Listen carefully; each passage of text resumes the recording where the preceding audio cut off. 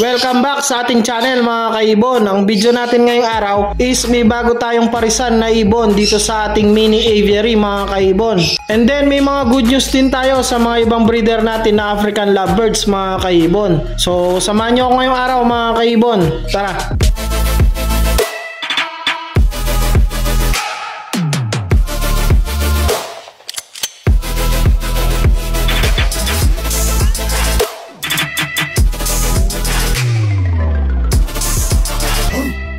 Ayun, welcome back ulit sa ating channel mga kaibon. So ang video nga natin ngayong araw is ipapakita ko sa inyo yung mga bagong parisan natin dito sa ating mini aviary. And then may good news nga tayo sa mga ibang breeder natin ng mga African lovebirds mga kaibon. So bago ko ipakita sa inyo yung bagong parisan natin mga kaibon, kukunin muna natin yung nest box natin dito. So ayun, kung mapapansin nyo nga mga kaibon, wala na tayong cage dito. Wala na nga yung isang cage natin dito na 2x2x4 mga kaibon na flight cage. Bali pinang swap nga natin yon dun sa mga bagong alaga natin ngayon na ipapakita ko sa inyo mga kaibon. So bali nag-add pa tayo ng konting pera mga kaibon para makuha natin yung bagong parisan na yon. And then dinagdag natin yung cage natin na flight cage mga kaibon, kaya wala na dito. Kaya kukunin natin ngayon dito yung extra nating nest box mga kaibon. So ito na lang yung gagamitin natin. So medyo nasira nga lang yung butas niya dito dahil nga yung mga ibon natin is mahilig magnguya mga kaibon. So pinaglaruan nila yan, pero all in all malinis pa to mga kaibon, bagong bago pa to. Kung mapapansin nyo mga kaibon, medyo malaki yung box natin na yan kumpara dito sa ginagamit natin mga kaibon. So may idea na siguro kayo kung anong ibon yung mga alagaan natin. Ayun mga kaibon, bali bagong pair nga nakakatail yung mga bagong ibon natin dito. Pero hindi lang sila basta-basta normal kakatail mga kaibon. So punta na tayo dun sa ating pet room para mapakita ko sa inyo mga kaibon. So ayan mga kaibon, nandito na tayo sa ating pet room. Bali kinuha na nga natin yung nest box na gagamitin natin. So ayun na yung mga bagong parisan natin mga kaibon. Ayan o. So ipapakita ko sa inyo, mga kakatail nga to mga kaibon. Ayan. Pero hindi sila normal kakatail mga kaibon, mga follow. Bali ang ID nila mga kaibon is white face cinnamon cap. And then yung hen natin mga kaibon is white face pearl follow. So back to back follow yan mga kaibon. So red eye sila mga kaibon. Ayan o.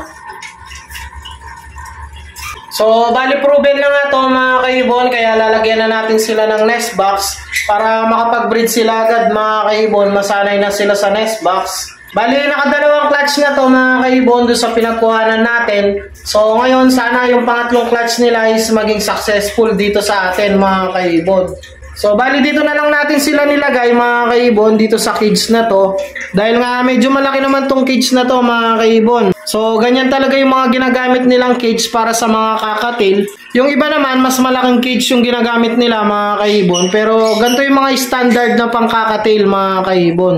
So kung titignan nyo naman mga kaibon, kung ikukumpara natin sila sa mga single cage, ayan. So medyo malaki talaga to mga kaibon dahil nga ang haba nila is by 30. Ito naman is by 24 lang mga kaibon yung haba nila. And then yung taas nila is halos parehas lang, 18.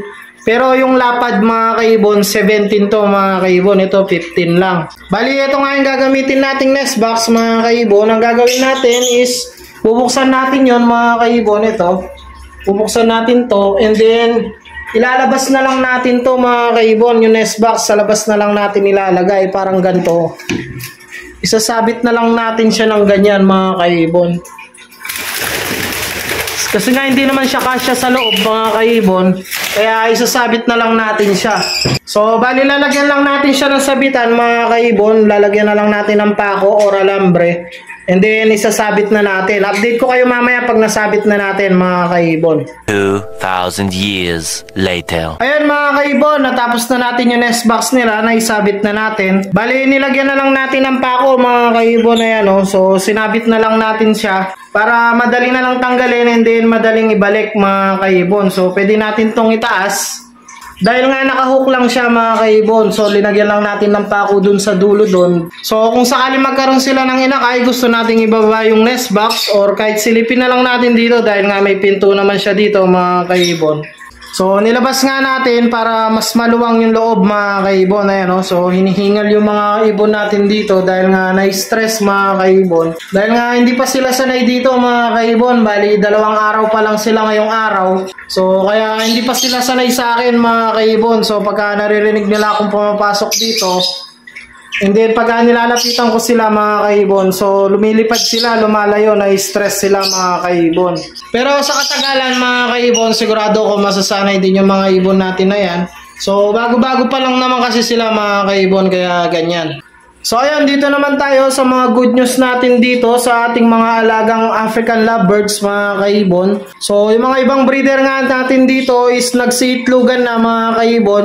And then yung mga iba naman is buntis na mga kaibon. Ayan, so silipin natin isa-isa yung may mga itlog and then yung mga buntis nating mga alaga. So dahil nga breeding season ngayon mga kaibon, kaya nagsisiitlogan yung mga alaga natin dito. So sana kahit yung mga iba is maglabas na rin, mag-itlog na rin mga kaibon. So unahin natin to mga kaibon, yung bagong parisan natin dito. Bali ang pairing natin dito mga kaibon, ayan, Lutino cock. And then yung hen niya mga kaibon is yellow bull. Ayan mga kaibon. So tingin ko nga buntis na yung hen natin dyan kasi medyo magana yung puwitan niya mga kaibon. Ayan, kung mapapansin niyo yung puwitan niya medyo namamagana. So baka malapit na rin yan mga kaibon. Then next naman yung mga kaibon, dito yung mga back-to-back albino natin. So alam ko buntis na to mga kaibon. So titignan natin ngayon kung nagitlog na siya mga kaibon. So sobrang laki na to nung pitan niya nung nakaraang araw. So tignan natin ngayon kung naglabas na ba ng itlog. Ayun mga kaibon, sabi ko na nga ba. So meron na tayong 2 itlog ngayon and then ayun yung hen natin, maga-maga pa yung pitan niya mga kaibon. Hindi, yung cock to Ito yung hen natin. So, bali meron na siyang 2 itlog mga kaibon. Ayan, So, back-to-back albino yan mga kaibon. So, ino-note na lang natin mamaya mga kaibon. Next naman tayo dito sa katabi niya mga kaibon. So, bali ito na yung second clutch ng mga breeder natin dito mga kaibon. Dahil nga pinaposter natin dito sa box number 10 yung unang itlog nila. So, bali yung unang itlog nila is nandito mga kaibon. 3 yung napisa. And then, yellow bull lahat mga kaibon. So, wala pa nagvi-visual na Lutino. Kung may itlog na rin to mga kaibon. Ayan mga kaibon. Meron na rin siyang 2 itlog mga kaibon. So, ang pairing naman natin dyan. Ayan mga kaibon.